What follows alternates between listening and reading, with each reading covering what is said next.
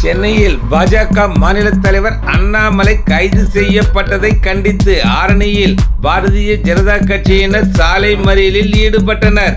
டாஸ்மாக் ஊழலை கண்டித்து சென்னை டாஸ்மாக் தலைமை அலுவலகம் முற்றுகை போராட்டத்திற்கு சென்ற தமிழக பாரதிய ஜனதா கட்சியின் தலைவர் அண்ணாமலையை போலீசார் கைது செய்தனர்.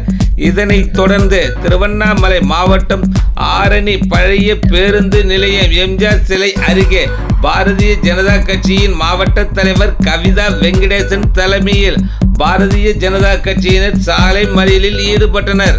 அவரை போலீசார் கைது செய்து தனியார் திருமண மண்டபத்தில் அடைத்து வைத்தனர்.